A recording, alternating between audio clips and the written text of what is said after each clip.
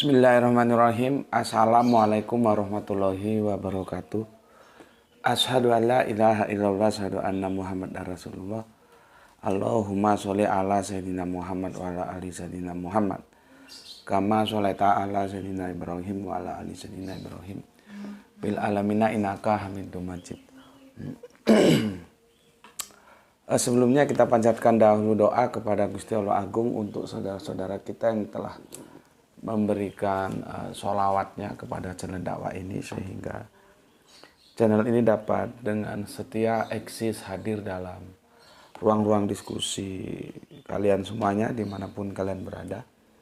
Tentu dengan sebuah harapan, insya Allah sholawat itu akan menjadi catatan langit amal soleh bagi mereka dan keluarganya kelak, dan insya Allah akan terbalaskan dengan balasan yang lebih baik lagi. Berikutnya ya, biar orang ngamen, nggak apa-apa, biarin. Untuk seluruh viewer terkasihku dimanapun kalian berada ya, aku ucapkan terima kasih atas apresiasinya ya. Semoga selalu always dan tidak pernah never, tetaplah bertumbuh menjadi satu pribadi tangguh yang anti skip dan anti download ya. Bagi yang berkenan silakan saja di share tapi linknya, jadi jangan diunduh ya. Kamu edit sakarepmu dewe semau-maumu lalu kamu unggah ulang. Aku tidak kasih izin untuk yang demikian itu. Kalau mau ambil bagian ya tinggal share linknya aja, kan jauh lebih mudah gitu ya. Berikutnya juga kepada kalian semuanya aku ucapkan terima kasih atas doa-doa baiknya untukku dan keluarga tentunya, dan aku juga berdoa semoga kebaikan doa-doa kalian itu semua dicurahkan juga oleh Gusti Allah Agung untuk kalian. Sesama saudara muslim kita saling mendoakan dalam kebaikan. Amin amin ya rabbal alamin. Ini akhir pekan ya. Sebetulnya sih inginnya menyajikan hal-hal yang easy, yang ringan-ringan saja, karena sepanjang pekan kita telah memaksimalkan rasionalitas kita ya untuk menyampaikan hal-hal yang itu perlu memang membutuhkan keseriusan kita ya, dimana rasional itu harus dioptimalkan gitu ya. Maka dari itulah jargon kita kan Islam rasional ya. Oke. Aku akan menjelaskan kali ini itu tentang perkawinan ya. Tujuan perkawinan dalam Islam ya. Tujuan ya perkawinan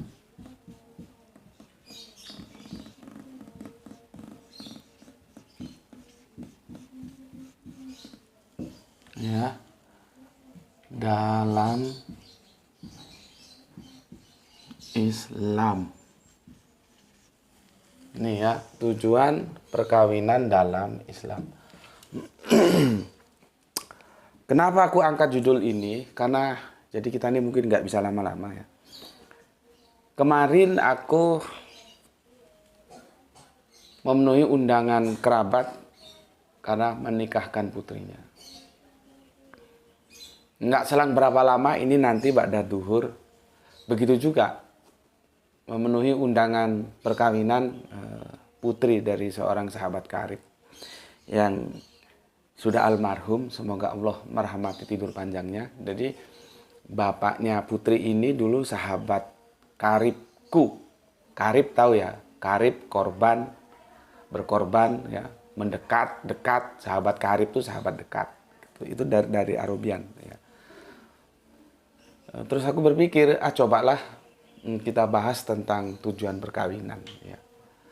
Diawali dengan berpikir bahwa akan tersampaikan secara isi, secara ringan-ringan saja gitu. Jadinya nggak harus berhadapan dengan papan tulis, cukup duduk menghadap kamera. Tapi di tengah aku merangkai materi yang akan aku bagikan untuk kalian, ternyata bisa tidak bisa juga harus berhadapan dengan papan tulis. Karena kita memerlukan, kan sebuah pemikiran itu tidak boleh lepas dari teks-teks Qur'ani dan hadis.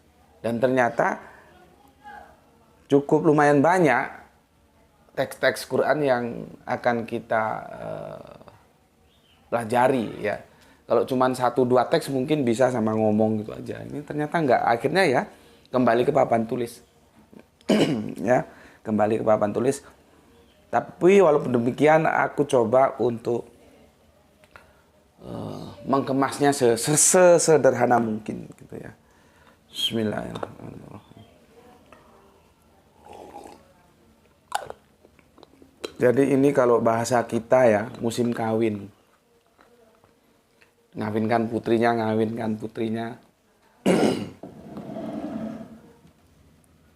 Ada sesuatu yang aneh nggak kalau aku bilang musim kawin?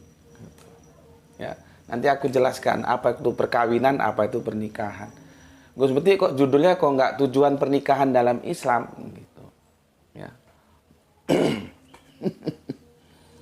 Oke, ini nanti terkait dengan kajian kita yang utama yang kemarin Asbahuka ya. Sebuah episode Bapak Ibrahim, Bapak Abraham dengan Kanjeng Nabi Ismail yang telah begitu lama, sekian lama secara mainstream disalahpahami karena nggak ngerti bagaimana cara ya memahami Asbahuka itu. Ya. Ini nanti terkait dengan itu. Ya, terkait dengan Asbahuka. Makanya kajian-kajianku itu parcel. Kalau dia tidak diikuti seri demi seri, itu nggak ngerti nyambungnya kemana gitu.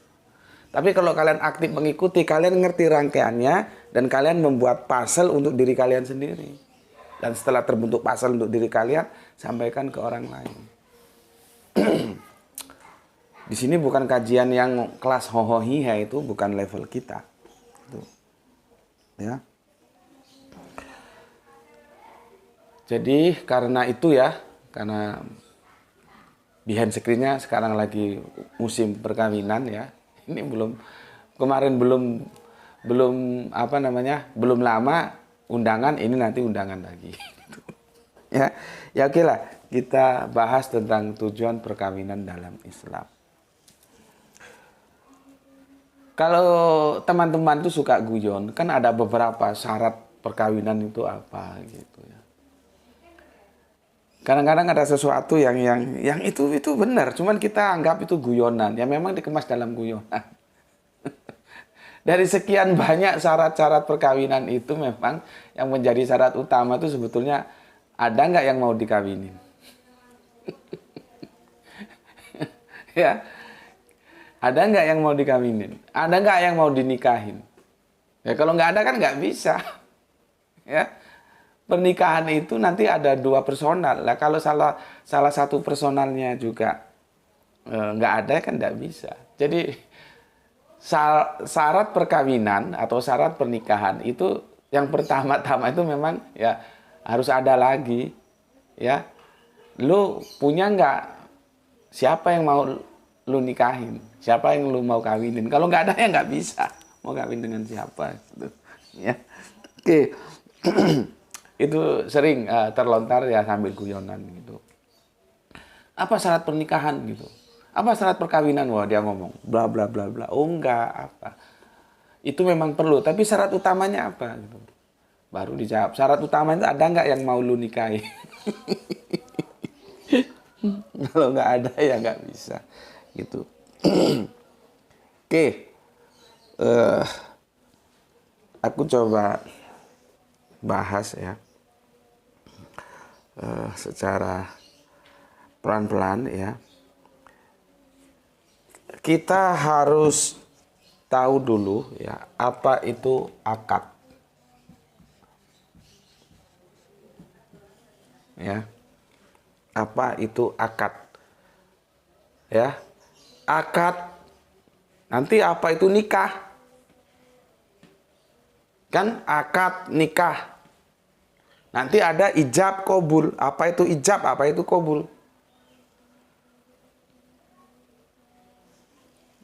Ini ya, sistematisnya ikuti supaya kamu nggak asal ngomong aja tapi kamu mengerti apa yang kamu omongkan ya. Supaya ketololan, kegoblokan itu menjadi bertepi. Jadi jangan biarkan goblok itu tak bertepi. Nggak, kalau kita mau belajar ya soal cepat atau lambat itu kan hanya faktor waktu saja. Tapi selama kita mau belajar maka kegoblokan, kebodohan itu akan bertepi. Ya. Jadi nggak goblok terus, bodoh terus, nggak begitu. Aku itu harus menampilkan apa yang ada di publik ya. Baru nanti aku menentukan sikap aku setuju enggak gitu. Ya. Kalau kita baca, kalau kita share ya di apa di googling ya, Google namanya. Begini. Akad itu berasal dari kata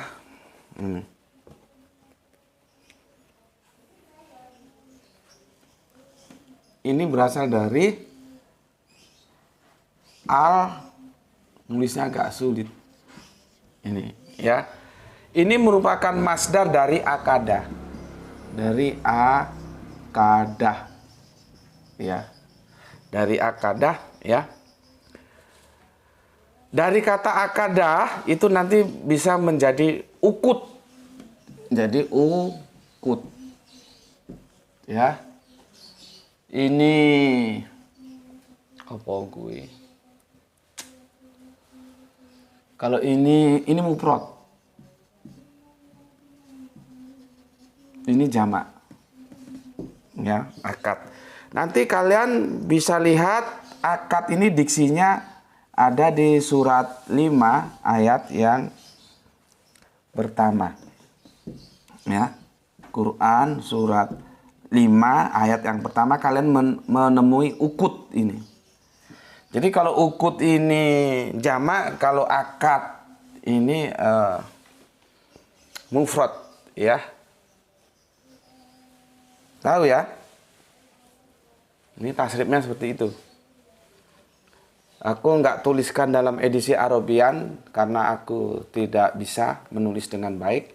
Yang kedua, nanti kalau aku tulis dalam Arabian, dikirain ustadz beneran nanti.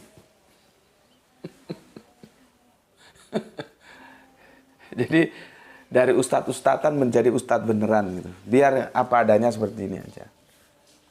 Kalau yang mau belajar lisanul Arabian makhrajnya bagus, nulis Arabian bagus, cari tempat lain, nggak di sini. Aku nggak pernah kasih itu untuk kalian karena aku sendiri kacau ya, baik makhrajnya baik tulisannya, ya nggak mungkin dong aku memberikan yang kacau kepada kalian, ya. Oke, terminologinya begini, ini menurut apa ya? Menurut kompilasi hukum Islam atau fikih gitu kira-kira ya, kompilasi hukum Islam. Artinya perjanjian ya atau kontrak ya. Kata al-akad artinya perikatan perjanjian dan permupakatan.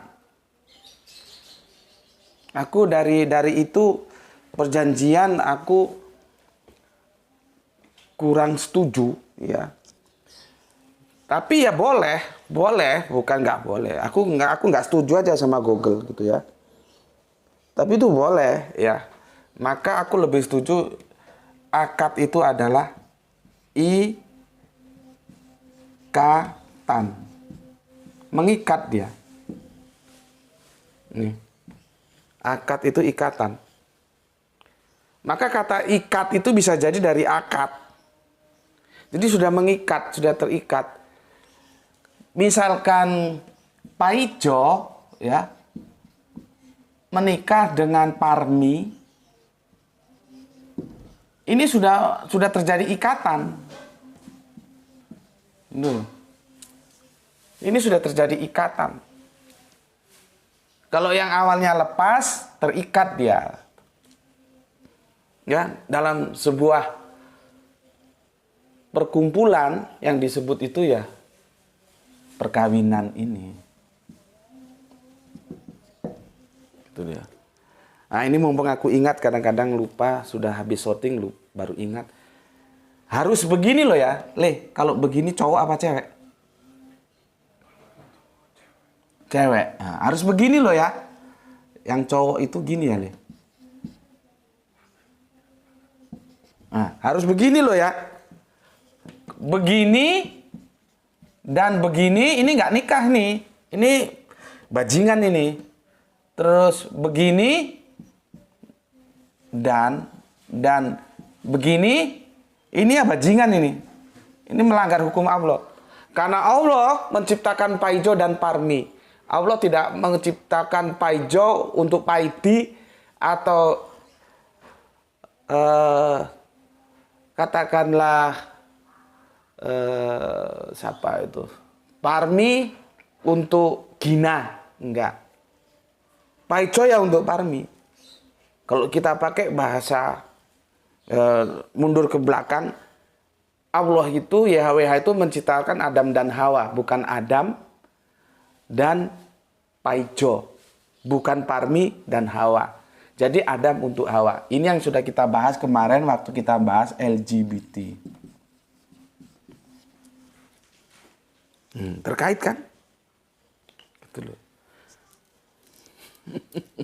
LGBT ini sudah kita bahas berapa seri, nggak tahu, aku lupa. Jadi yang namanya dianggap pernikahan dalam Islam itu harus begini lah, cewek dan cowok, cowok dan cewek, tidak cewek dan cewek atau cowok dan cowok, itu bajingan namanya, melanggar hukum Allah. Ya, oke, cowok dan cewek terikat dalam suatu ikatan. Ya ini, akad itu ikatan. Ya perjanjian bolehlah, cuman aku kurang srek aja. Kalau kalian mau ikut googling monggo, cuman aku ikatan, terikat. Ya. Yang awalnya bebas terikat. Ya, terikat. Oke, ini aku hapus. Sekarang nikah. Kan akad nikah. Itu apa nikah itu? Nah, jadi kita harus belajar dari tinjauan linguistiknya dulu. Ini satu, ini dua, nikah. Kobil tu nikaha. Ya, nikah. Aku cari-cari nggak ada yang pas ya. Ya. Nggak ada yang pas ya. Maka aku terjemahkan ya, nikah itu ya ini.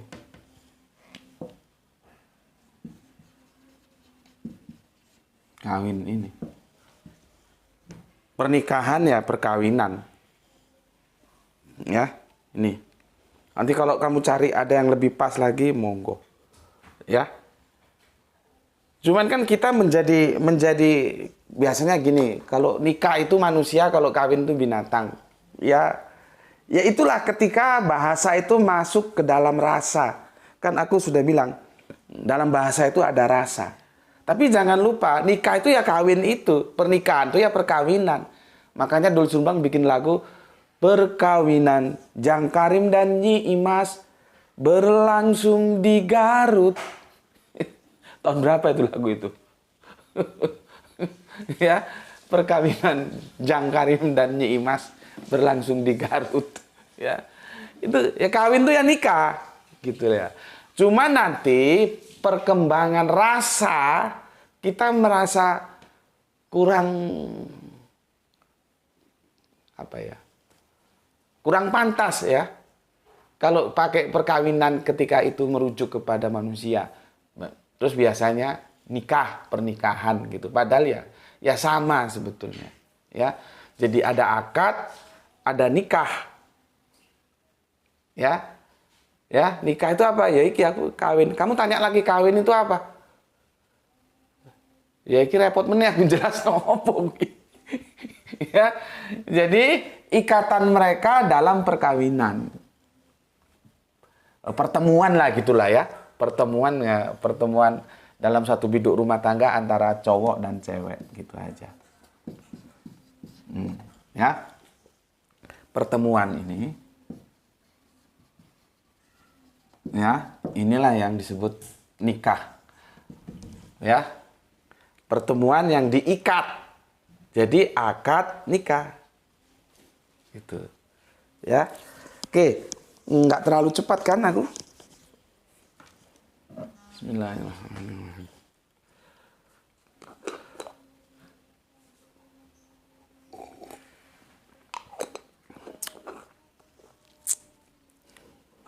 Kopi mantap ini.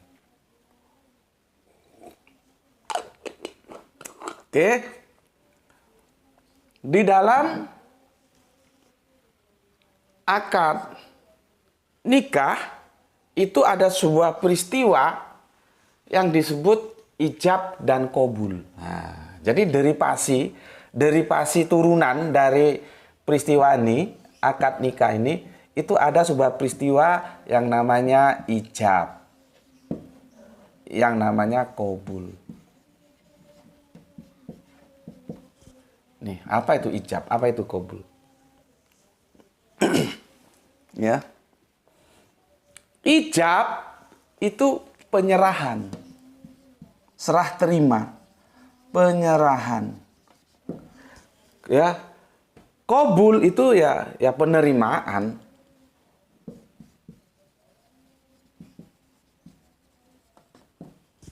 Gitu aja. Ya kan ini lawannya. Pasangannya. Ya. Jadi kalian sudah tahu sekarang apa itu ijab, apa itu qabul. Ijab itu adalah penyerahan. Sudah diserahkan baru diterima. Apa itu qabul? Gampang toh? Tapi kalau otakmu tak tanya, kepalamu bisa miring. Yang diserahkan itu apa? Dari siapa dan ke siapa? Kalau ke siapanya itu mungkin sedikit lebih gampang. Tapi penyerahan itu, apanya yang diserahkan, dari siapa dan ke siapa? Justru ini yang menjadi inti dalam tujuan perkawinan itu. Apanya yang diserahkan?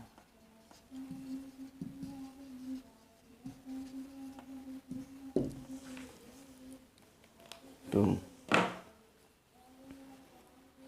Ya. Di skemanya itu. Ini yang ini jarang orang lupa ini.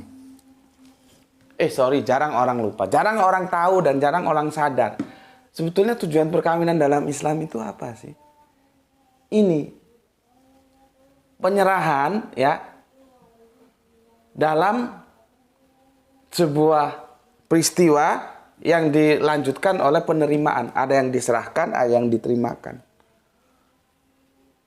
Apa yang diserahkan?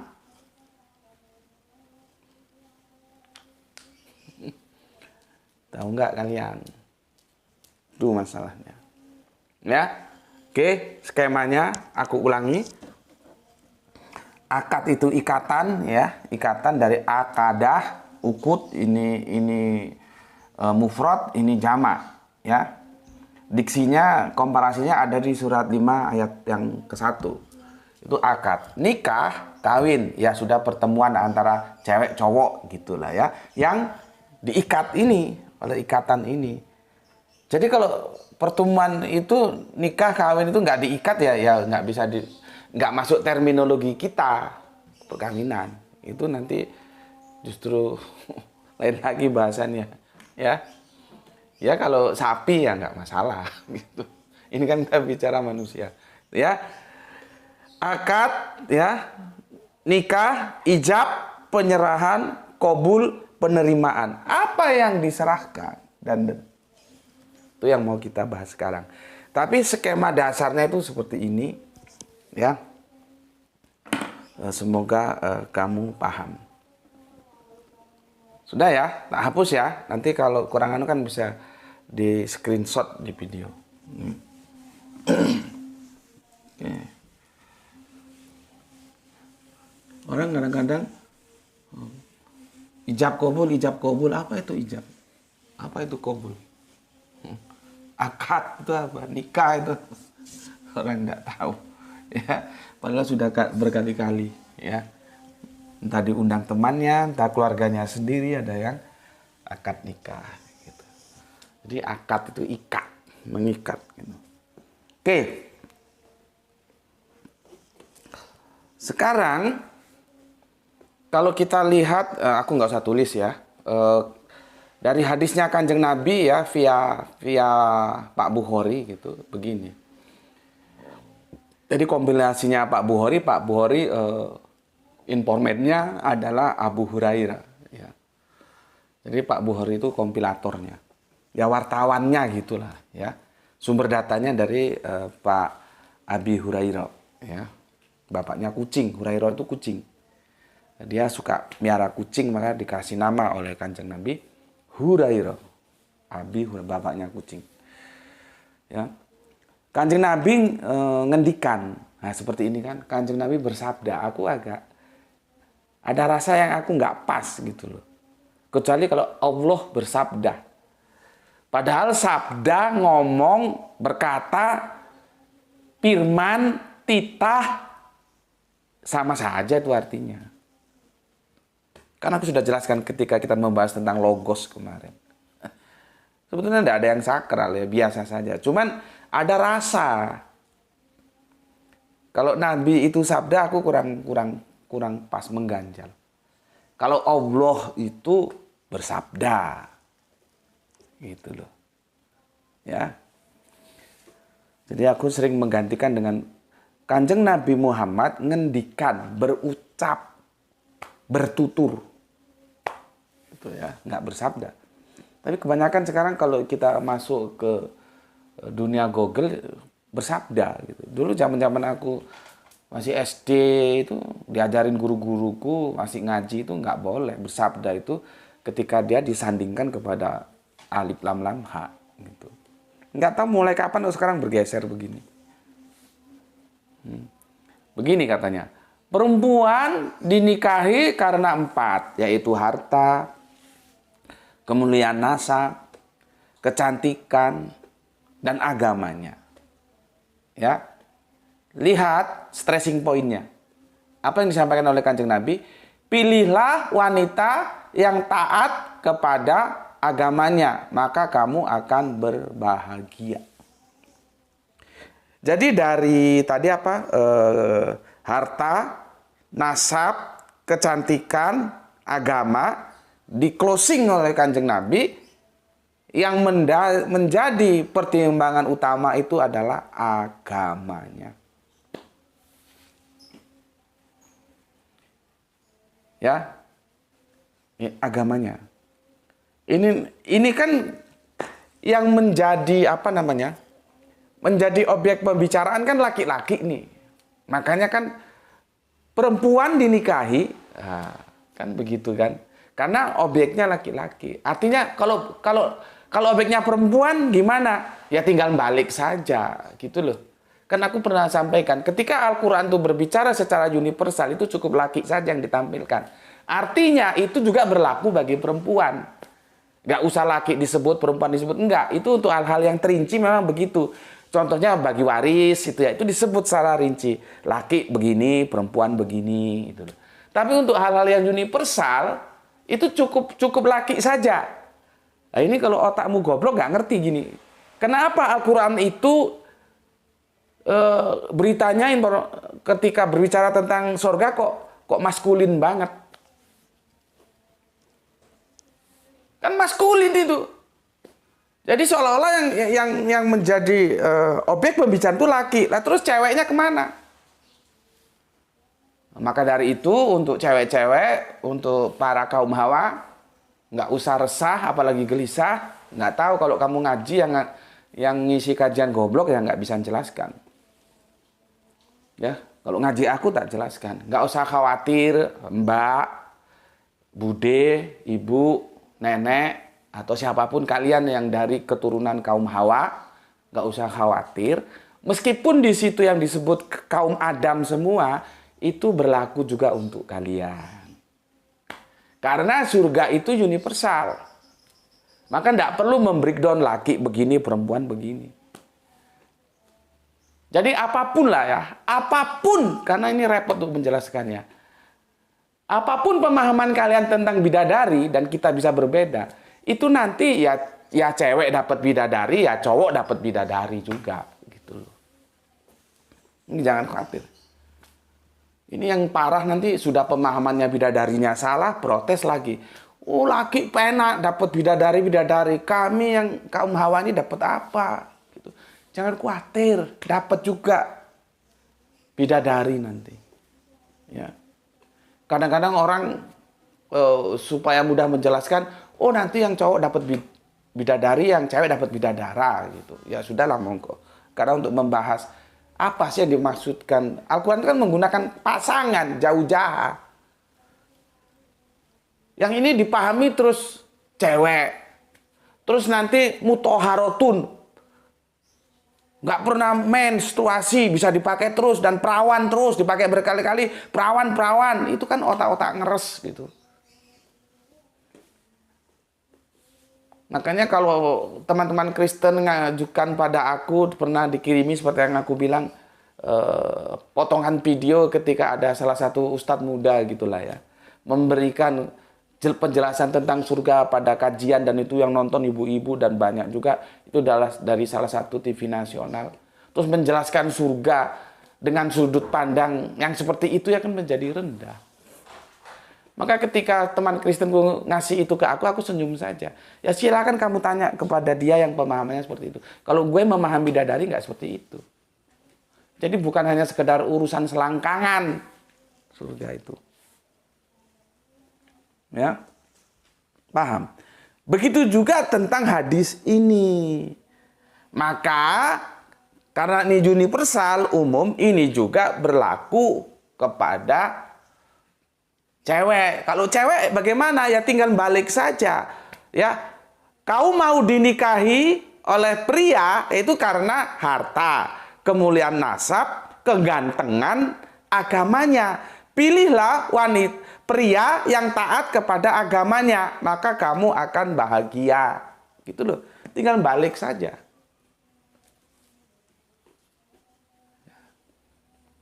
Cuman fenomena yang ada di lapangan kan tidak begitu. Yang menjadi pertanyaan biasanya, dia kerja di mana? Oh, di BUMN, eselon berapa? Naiknya kendaraan terbaru tahun berapa?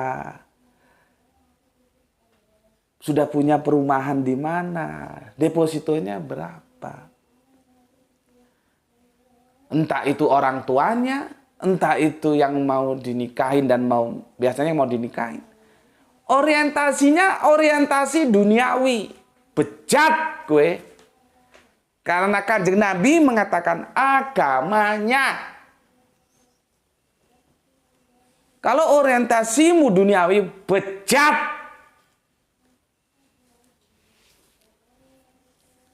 Karena Kanjeng Nabi memperingatkan kita agamanya. Karena ini nanti akan berbicara, ya, the last, pakai tele, the last generation. Nih. Jadi tujuan perkawinan itu dalam Islam itu adalah tentang the last generation. Makanya aku bilang kemarin tentang asbahuka, ini nanti terkait juga dengan asbahuka.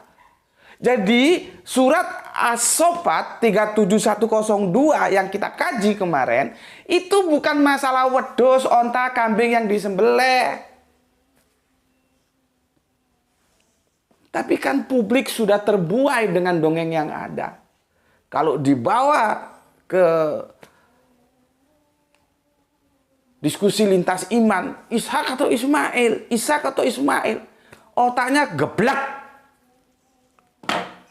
Nggak pernah berpikir bahwa dalam dinullah, mulai dari milata Abraham, mulai dilanjut dengan Yahudi, Nasrani, dan Islam. Nggak ada manusia mengorbankan manusia, itu nggak boleh. Dan Al-Quran sudah jelas, nggak boleh membunuh anak. Itu kok otaknya ketika diceritain sama ustadz, sama kiai, sama apa itu, Boya tanya, lo ustadz, maaf, bukankah dalam agama kita kan nggak boleh membunuh anak? Lah itu kok disuruh disembelih anaknya gimana? Kan nggak ada yang tanya begitu. Makanya kemarin aku bilang, lu pernah nggak dijelaskan tentang surat As-Saffat, surat 371 Quran seperti gue menjelaskan sampai lu, ada nggak? Makanya gue ngomong, otak lu itu setelah mendengar penjelasan gue itu akan berputar 180 derajat. Yang ke sono jadi ke sono. Cuman kalau gue lihat komen yang masuk, hanya beberapa saja yang mengerti apa yang gue maksud. Lainnya itu ya hoho hihe gitu, nggak tahu. Gebleknya masih belum bisa hilang. Hanya ada lumayan lah, ada satu kalau nggak salah itu yang dia sudah paham. Itu berbicara generation. Bukan berbicara soal wedhus, soal onta, soal kambing. Bukan. Tujuan perkawinan dalam Islam itu adalah berbicara tentang generasi. Itu bisa kamu lihat pada kitab Kejadian. Ya, kitab Kejadian 128. Ya. Kejadian 128. Ya. Allah memberkati mereka, lalu Allah berfirman kepada mereka, beranak cuculah dan bertambah banyak, penuhilah bumi dan taklukkanlah itu. Kenapa? Kita dijadikan khalifah. Berkuasalah atas ikan-ikan di laut dan burung-burung di udara dan atas segala binatang yang merayap di bumi. Jadi tujuannya adalah beranak cucu. Itulah yang kita sebut generation.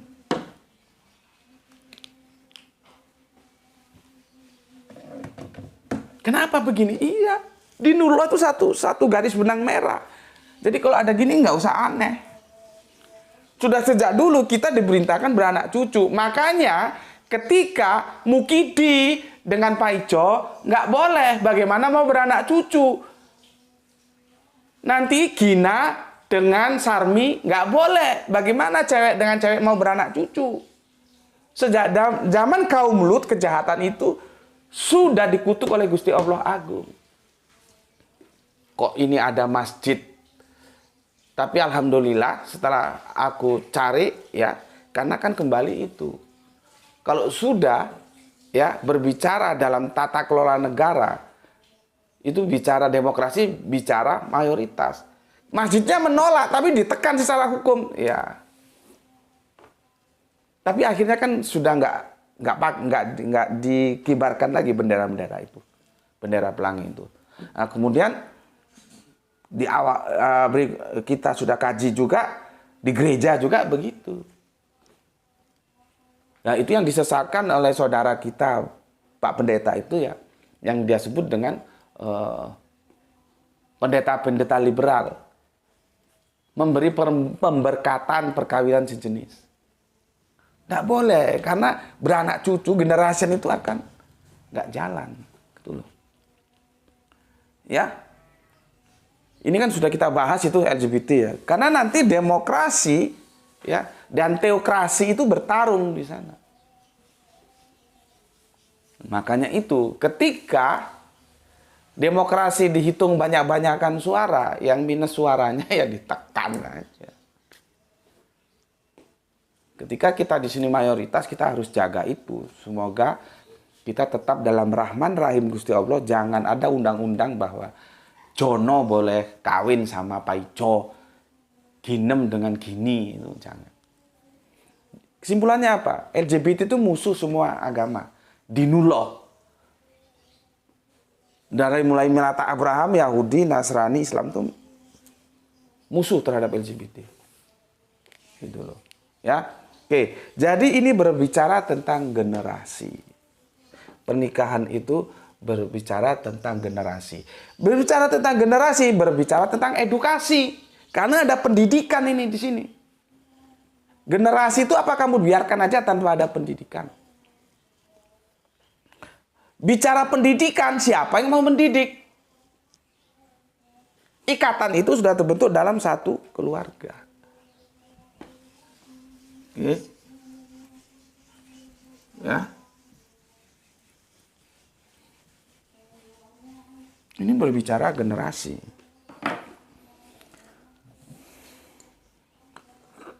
Bismillahirrahmanirrahim.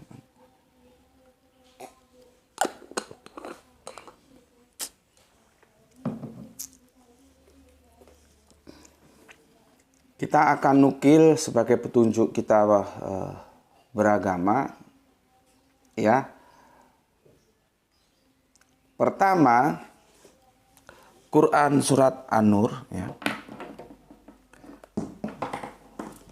Bentar. Ini matiin dah.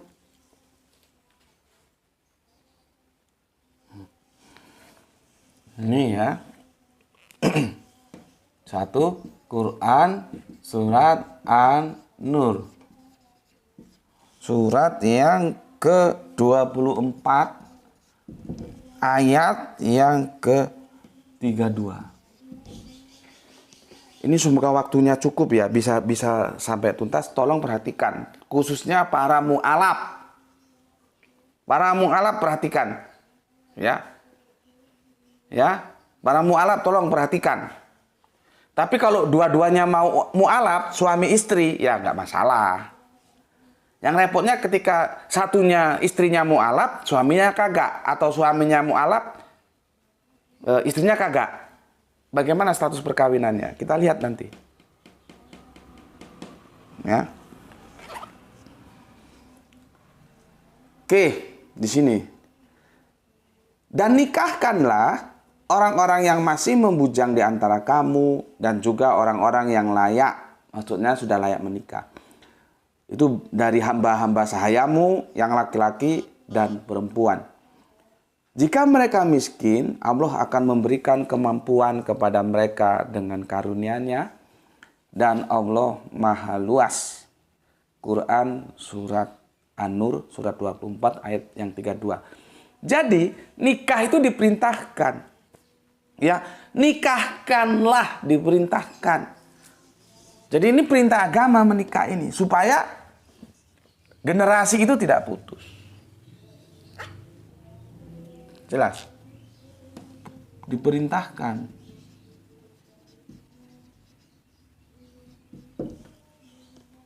Oke. Ya. Berikutnya, nah ini yang paling populer.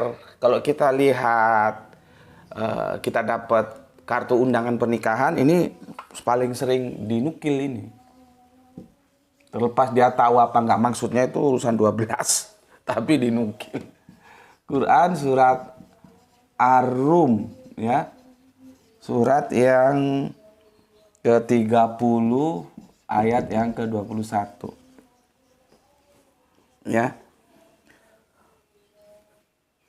Dan di antara tanda-tanda, ya, tanda-tanda kebesarannya ialah Dia, Gusti Allah Agung, menciptakan pasangan-pasangan untukmu dari jenismu sendiri, agar kamu cenderung dan merasa tentram kepadanya.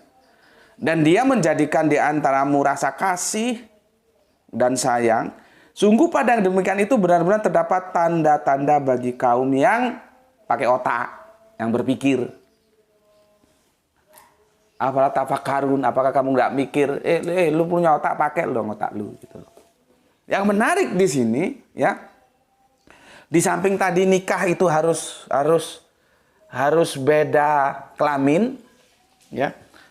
Nikah itu harus beda kelamin. Ya. Di sini penjelasan lagi dari jenismu. Jadi manusia ya dengan manusia, jangan manusia sama anjing, itu ya nggak boleh.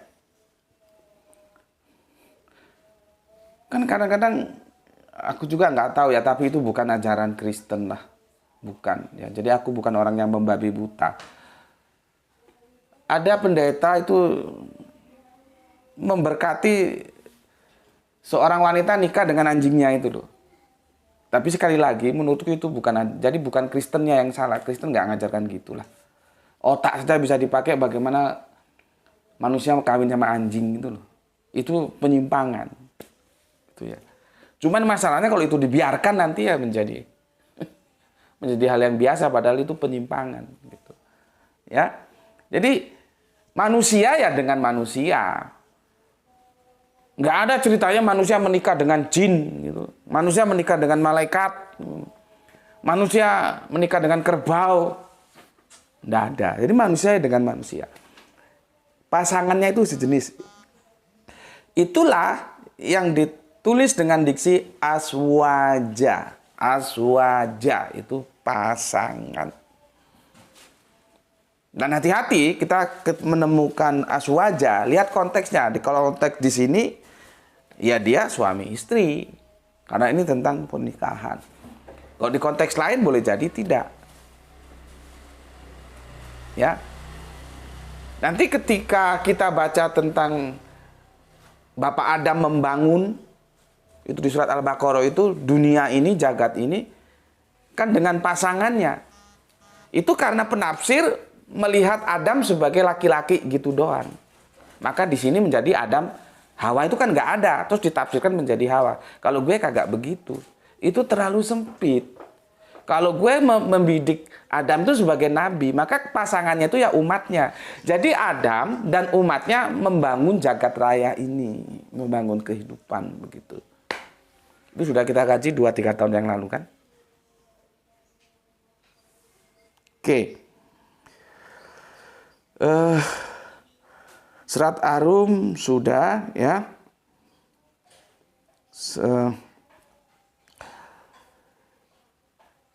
Sekarang aku akan menukil surat Al-Baqarah dulu ya. Yang ini penting. Penting, ini masalahnya generasi tadi itu ya.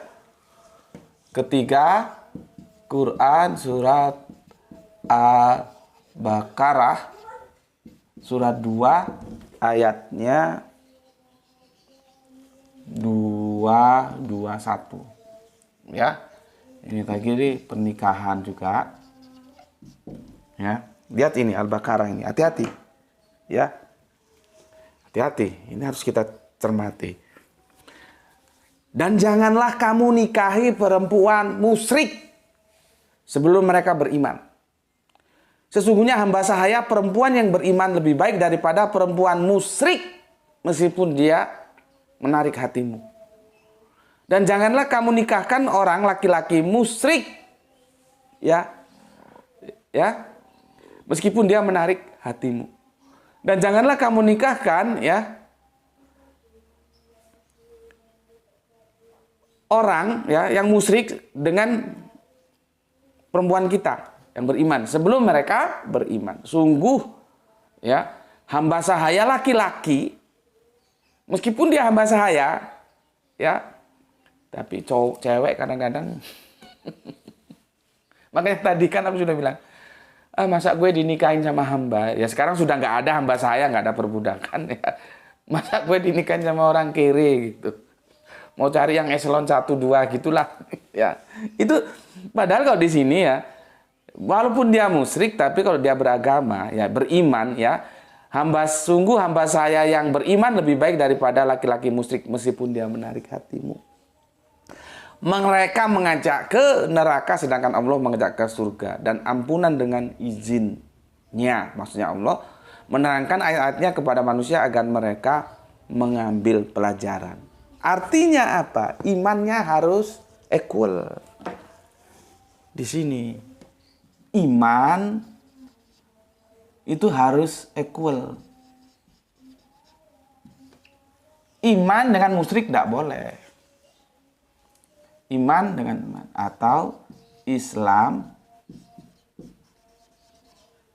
ini loh. Makanya kan hadisnya lihat agamanya dulu.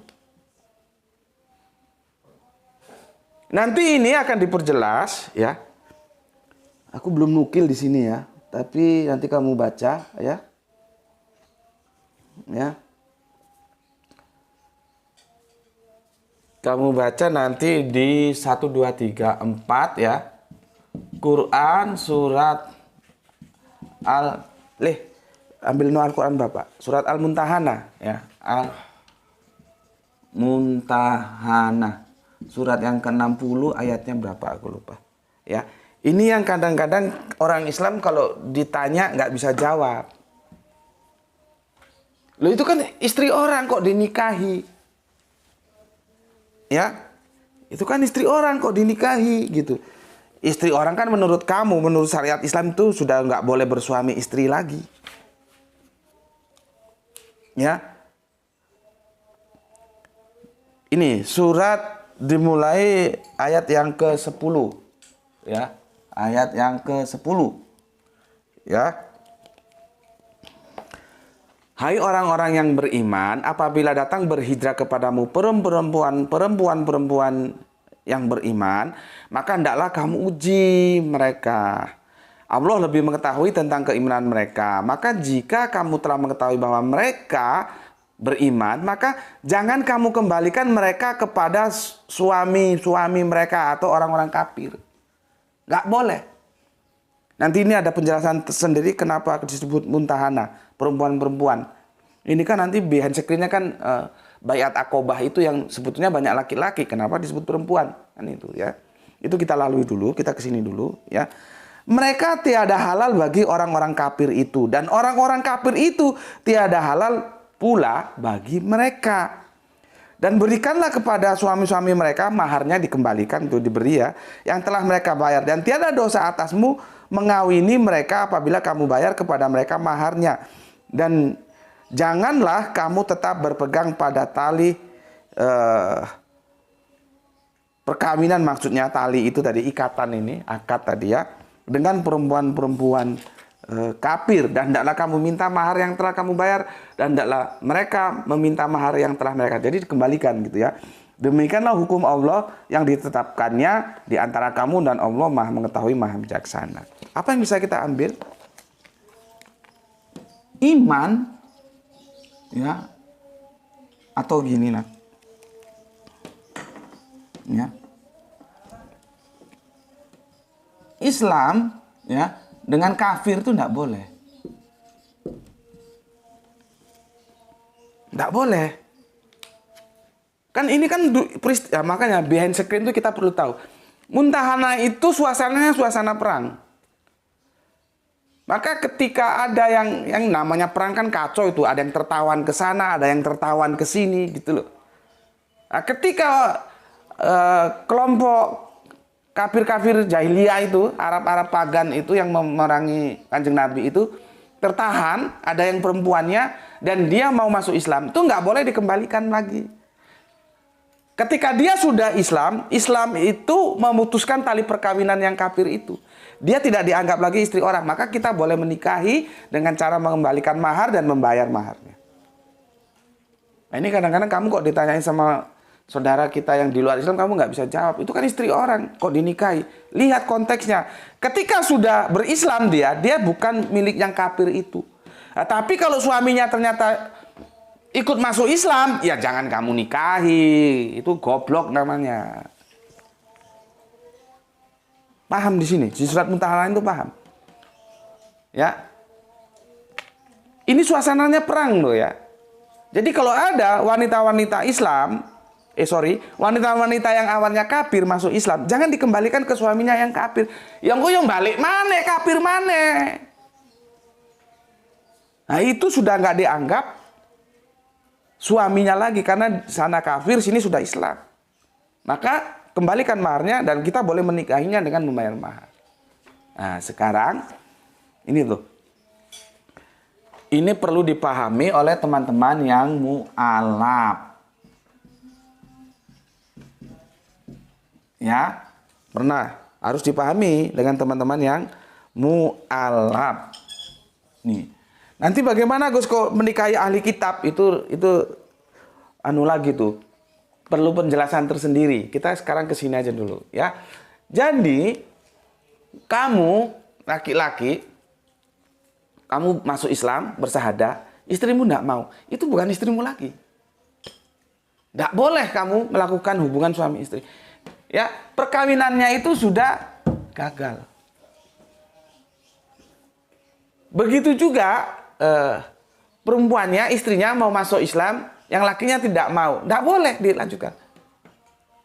Jadi harus dua-duanya Islam, membentuk dalam satu ikat pernikahan. Itu harus Islam. Ya. Nggak boleh, oh nanti urusan masing-masing, wes. Dia tetap kafir, ya urusan dia. Gue sekarang masuk Islam. Oh, enggak. Islam enggak boleh begitu, bos. Ya. Jangan mengatur administrasi Gusti Allah itu dengan administrasi kita di dunia ini. Nggak boleh. Makanya harus diberesin dulu. Kalau sama-sama bertahan, satunya mau mu'alaf, satunya enggak, ya pisah.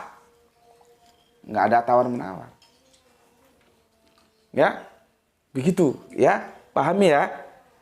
Khususnya ini para mu'alaf. Kalau yang nggak mu'alaf nggak ada masalah. Oke. Kalau kan gue pernah muat itu bukan mu'alaf kaleng-kaleng, nggak salah. Itu Bunda Wiwin yang Arimatea Jogja. Itu kan kasusnya seperti itu. Ya. Dan alhamdulillah sekarang Bunda Wiwin sudah punya pondok pesantren, ya. Pondok pesantren Hafiz Quran di Gunung Kidul dia bangun. Itu kan suaminya tidak mau ngikuti Bunda Wiwin. Akhirnya mereka pisah dengan baik-baik. Bunda Wiwin jadi muslimah, yang lakinya tetap pada agamanya yang lama. Tidak boleh, campur tidak boleh. Pernikahan itu menjadi batal. Yang paling bagus itu untuk kita mudah pahami di surat Muntahana surat yang 60 ayat 10 itu. Ya. Jadi kalau kamu ditanya, lo itu kan istrinya orang. Iya, tapi dia sudah kafir, dia bukan istrinya lagi. Kalau mau dinikahi ya semuanya harus masuk Islam. Gitu. Ya, jelas ya? Oke. Sekarang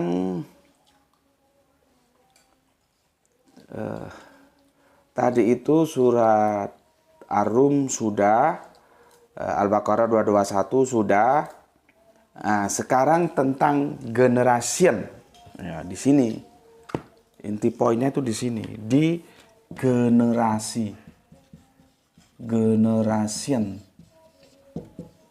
Makanya Bapak Abraham itu kan manggilnya kan tidak walad, tapi ya abunaya, ya keturunanku, ya itu berbicara generasi.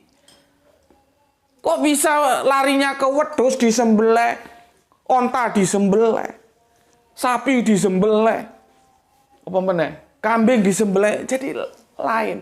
Al-Quran bilang ke kanan, kamu memahaminya ke kiri. Kita ini berhadapan dengan mainstream loh ya. Jadi kalau tertolak, ya kita harus sabar, memang perlu waktu. Bayangkan sekian lama, sekian tahun, dan itu yang ngomong bukan yang level kroco. Sampai level-level yang katanya ulama, kalau sudah Idul Korban yang dibaca ayat itu. Padahal ayat itu tidak berbicara tentang korban. Yang dipahami sebagai menyembelih wedhus. Karena aku sudah bilang kemarin, ini kalau aku bahas, seluruhnya akan merubah paradigma. Satu ayat saja sudah merubah paradigma kalian. Dan sepertinya kan aku merasa kurang sukses, karena yang ngerti itu cuma satu orang kalau aku lihat komentarnya. Yang lainnya tetap aja goblok. Tapi ya enggak apa-apa, proses ya. Karena apa? Memang sudah berarat dan berurat bagaimana cara memahami Quran surat As-Saff itu. Ya, ini berbicara generasi, pernikahan itu generasi. Ya, kita lihat di sini. Ini hadis dari Ibnu Majah. Menikah adalah sunahku. Maksudnya Kanjeng Nabi. Barang siapa yang tidak mengamalkan sunahku, lihat ini ancamannya. Kecuali ada syarat, ada penyebab syar'i tertentu, itu nggak kita bicarakan ya. Ini dalam kondisi normal. Menikah adalah sunahku, Kanjeng Nabi bilang. Barang siapa tidak mengamalkan sunahku, bukan bagian dariku. Maka menikahlah kalian, karena aku bangga dengan banyaknya umatku.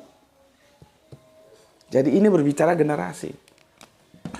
5, ya. Kita beranak cucu. Banyaknya umatku. Ini hadis riwayat Ibnu Majah.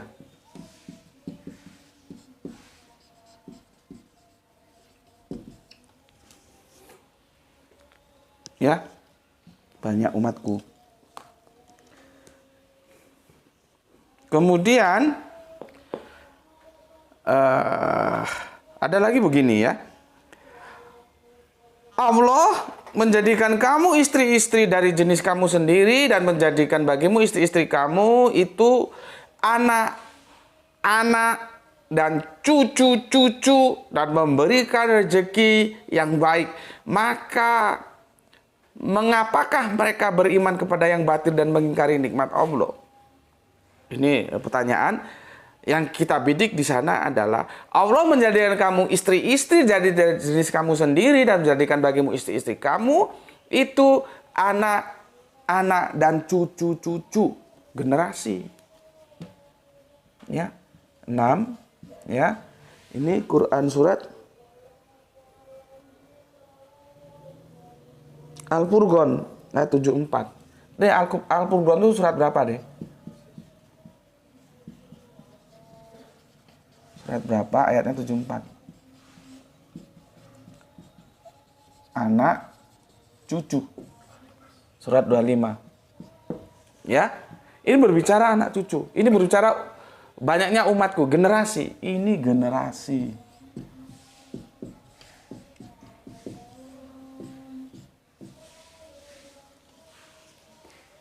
Generasi. Ini generasi. Ya, sudah 1 jam.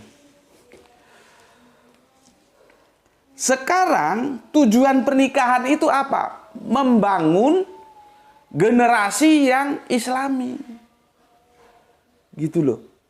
Ya, membangun generasi yang Islami. Jadi agama itu menjadi penting.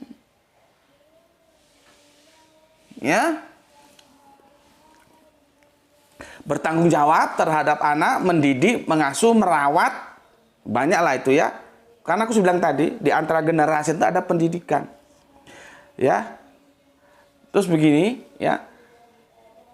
Dan orang-orang yang beriman dan yang anak cucu mereka mengikuti mereka dalam keimanan, kami hubungkan anak cucu mereka dengan mereka dan kami tiada mengurangi sedikit pun dari pahala amal mereka. Tiap manusia terikat dengan apa yang dikerjakannya. Ya. Itu buka surat At-Tur ayat 21. Bapak mau kutip langsung. Ya, di sini aja pakai ini. Ya. Di sini. Ini berbicara generasi. Kalau sudah berbicara generasi itu harus dididik. Nah, nanti kamu tahu ijab kabul itu sebetulnya apa. Ketemu? Ya, aku bacakan. Ya, dan orang-orang yang beriman dan yang anak cucu mereka mengikuti mereka dalam keimanan, kami hubungkan anak cucu mereka dengan mereka dan kami tiada mengurangi sedikit pun dari pahala-pahala ya, amal mereka. Tiap-tiap manusia terikat apa yang mereka kerjakan. Aku takut keliru. Betul ya. Surat At-Tur 21. Ini nggak cukup. Makanya tadi aku bilang kalau nggak pakai papan tulis nggak ngerti ini. Ini sudah ya. Sudah generasinya aku tarik ke atas. 1, 2, 3, 4, 5, 6. Ya. Sudah ya. Nanti kamu bisa screenshot. Aduh.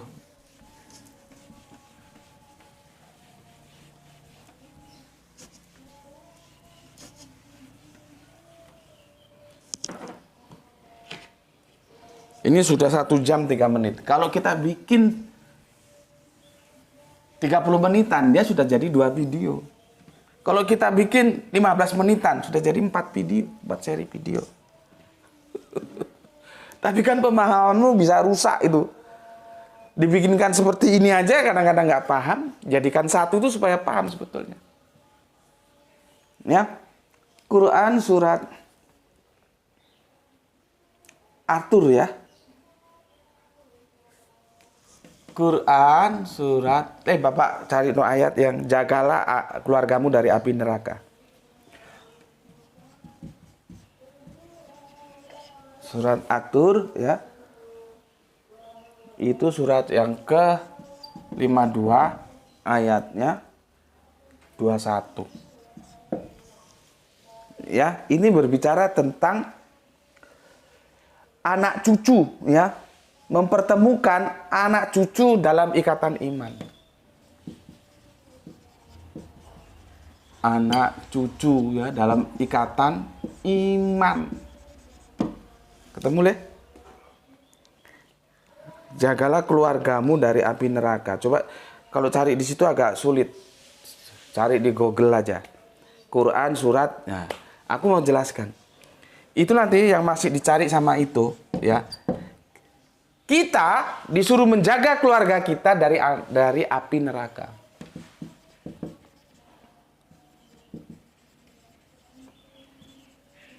Menjaga keluarga. Yang itu berbicara apa? Generasi juga. Ya, dari api neraka. Ini, waduh, di sini dia. Di sinilah ya, Quran surat At-Tahrim surat ke 66 ayat yang 6. Mana?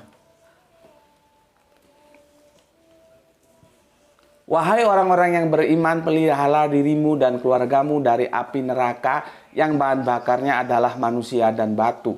Penjaganya malaikat-malaikat yang kasar dan keras, yang tidak durhaka kepada Allah terhadap apa yang Dia perintahkan kepada mereka dan selalu mengerjakan apa yang diperintahkan. Menjaga dari api neraka. Pertanyaan gue, kalau lu orang tua, kalau lu cari mantu, lu ikhlas cucu lu itu dan anak perempuan lu itu masuk api neraka? Pakai otak lu kalau cari mantu. Coba. Mau nggak mantu lu itu, ya, membawa anak lu perempuan sama cucu-cucu lu masuk neraka? Dia nggak masuk dalam ikatan iman. Dia masuk neraka karena nggak dalam satu iman yang sama. Sekarang gue balik, kalau anak lu itu laki-laki, lu mau punya mantu perempuan yang nggak bisa mendidik cucu lu? Karena madrasah pertama itu ibu. Lah kalau ibunya nggak bisa ngajarin agama ke cucu lu mau?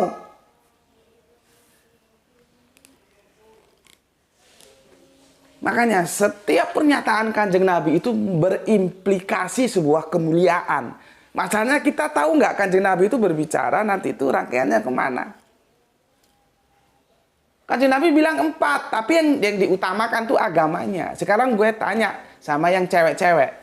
Kalau lu dinikahin laki-laki, dia nggak bisa membawa lu menjadi imam ke surga. Lu mau kagak?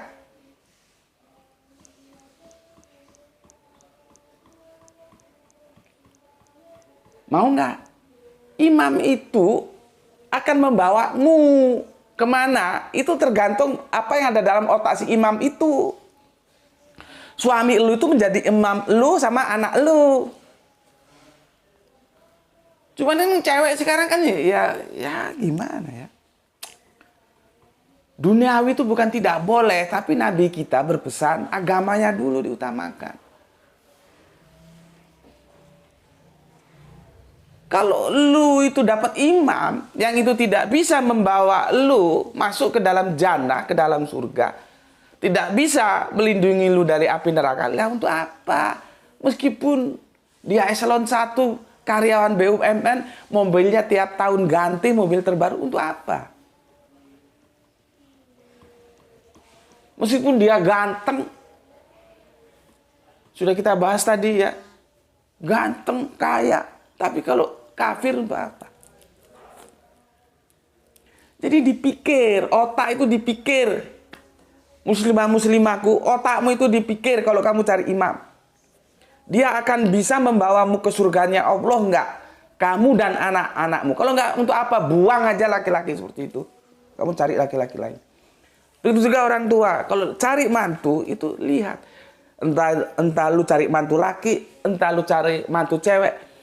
Bisa enggak membawa cucu-cucumu itu nanti ke surganya Allah? Itu berbicara generasi. Jadi tujuan perkawinan dalam Islam itu adalah membina generasi yang taat terhadap hukum Allah. Sana loh.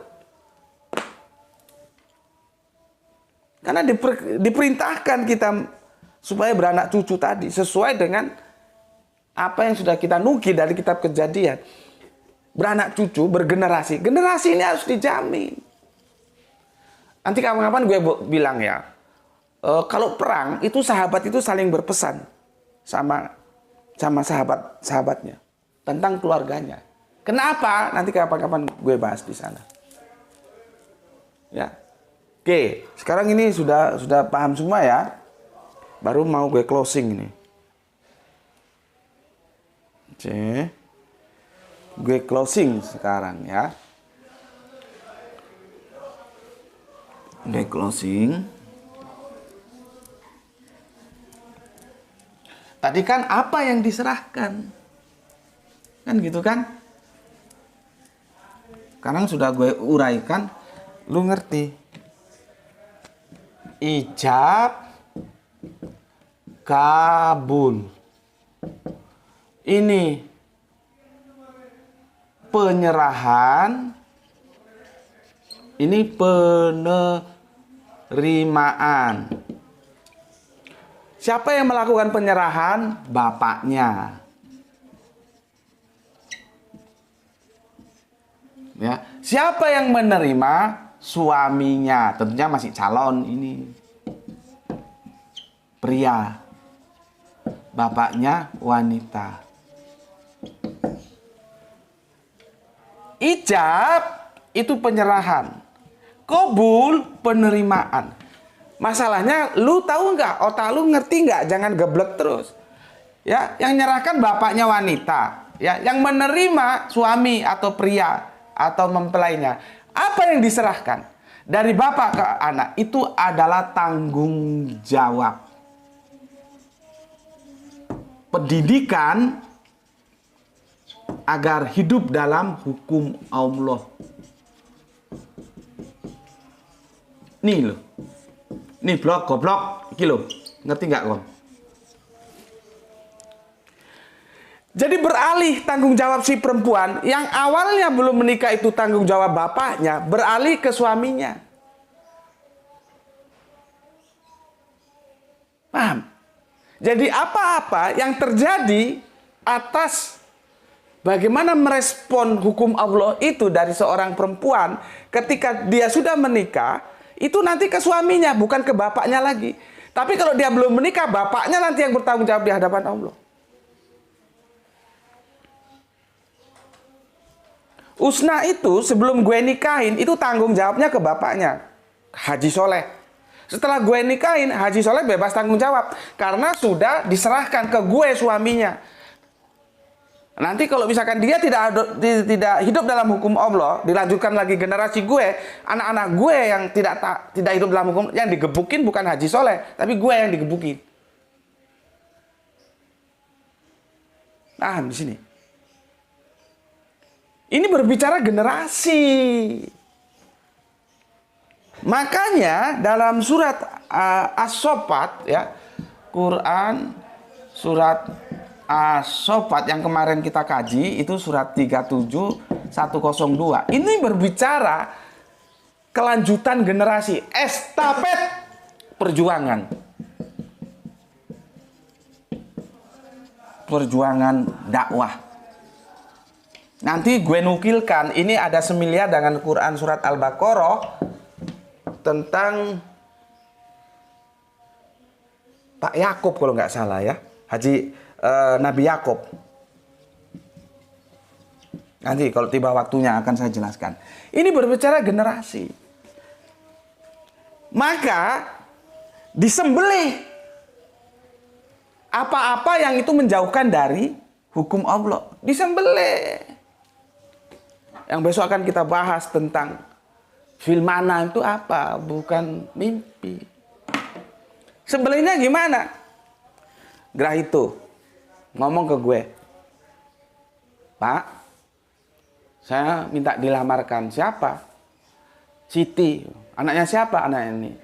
Gue lihat. Masuk kriteria gue enggak? Yang gue lihat standar utamanya apa? Agama. Kalau nggak masuk, gue sembelih. Gak itu. Gue sembelih. Artinya apa? Dia harus mengikuti gue.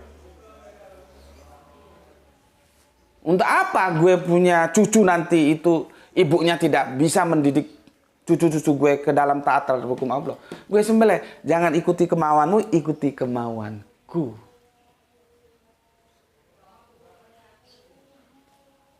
Semoga ini sudah memberikan sebuah dikit pencerahan yang menguat untuk kamu bisa memahami Quran surat As-Saff 3712. Karena ini berbicara generasi.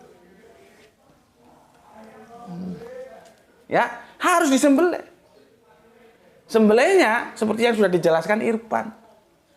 Bukan wedhus, bukan onta, bukan kambing. Ya. Karena apa? Sudah diperingatkan, jaga keluargamu dari api neraka. Anakmu, istrimu. Tanggung jawab, beralih ke aku, bukan ke mertuaku lagi. Dari mertua sudah diserahkan ke aku lewat ijab kabul, diserahkan, diterima. Beralih, nanti yang digebuki kalau anak istri gue nggak, yang digebuki gue, bukan mertua gue. Urusan ketika Usna belum gue nikahin itu jauh dari hukum, itu baru urusan mertua gue. Kan belum jadi istri gue, gitu. Ya, jadi sebetulnya tujuan perkawinan dalam Islam itu adalah untuk membentuk generasi yang Islami. Ada peralihan tanggung jawab dari bapak kepada menantu laki-lakinya. Ya. Sampai di sini sudah lewat 16 menit, semoga bisa dipahami. Ya, sehingga kalian ngerti lagi apa tujuan perkawinan, bukan hanya kawan kawin tapi nggak ngerti maksudnya. Ya, ini berbicara generasi. Supaya kita taat dalam hukum Allah. Oke? Sampai di sini pesan aku, jaga Allah, jaga Kanjeng Nabi, jaga Al-Quran, jaga Islam, jaga sholatmu dalam bingkai keindahan iman yang kamu miliki. Setelah mengeksplorasi kemampuan rasionalitasmu, ya, jadilah dia sebuah pengetahuan. Di atas pengetahuan itulah kamu membangun keimanan. Ya, namun demikian tetap beri hormat kepada mereka yang memilih jalan lain. Aku mengajarkan kamu pemahaman tentang tujuan perkawinan dalam seperti ini. Nanti kalau ada pendapat lain, ya kita hormati saja, silakan sih. Tapi aku mengajarkan kamu seperti ini. Nah, sekarang tergantung kamu. Kamu mau ikut yang aku jelaskan, mau ikut lain, itu bebas-bebas saja. Ya, oke, semoga mendapatkan keberuntungan, rezeki yang barokah dan kesehatan yang prima. Ya, Bismillahirrahmanirrahim. Salam Isra, Islam rasional. Aku ingatkan akhir pekan, kalau sedang jalan-jalan, ada suara azan, mampir dulu, sholat dulu, nanti mau makan-makan, makannya di atas meja yang sama dengan orang-orang yang kamu ajak, dengan makanan yang sama. Setelah itu mau jalan-jalan lagi, monggo silahkan. Oke, ya, salam Isra ya, Islam rasional. Assalamualaikum warahmatullahi wabarakatuh. Matur nuwun, terima kasih.